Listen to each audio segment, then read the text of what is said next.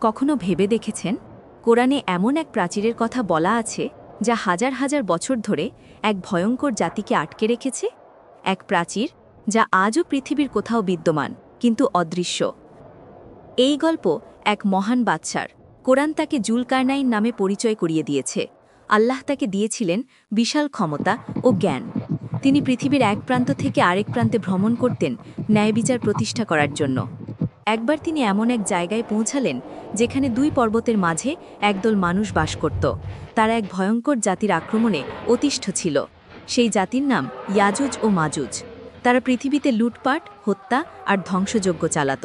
অসহায় মানুষগুলো জুলকারনাইনকে অনুরোধ করল, আপনি আমাদের ওই ইয়াজুজ মাজুজের মাঝে একটি প্রাচীর তৈরি করে দিন। জুলকারনাইন বললেন, আমার আল্লাহ আমাকে যা দিয়েছেন তাই যথেষ্ট। তোমরা শুধু আমাকে শক্তি দিয়ে সাহায্য করো। এরপর তিনি লোহার বিশাল বিশাল খণ্ড দিয়ে দুই পাহাড়ের মাঝের ফাঁকা স্থান বন্ধ করে দিলেন এবং তার উপর গলিত তামা ঢেলে তৈরি করলেন এক দুর্ভেদ্য প্রাচীর।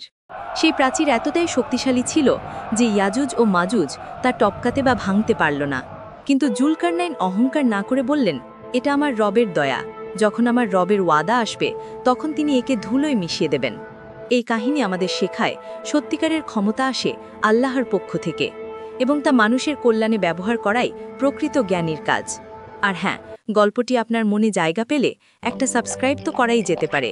গল্পটি শেয়ারের মাধ্যমে কোরআনকে সারা বিশ্বে ছড়িয়ে দেওয়ার জন্য আপনার ভূমিকা অত্যন্ত গুরুত্বপূর্ণ।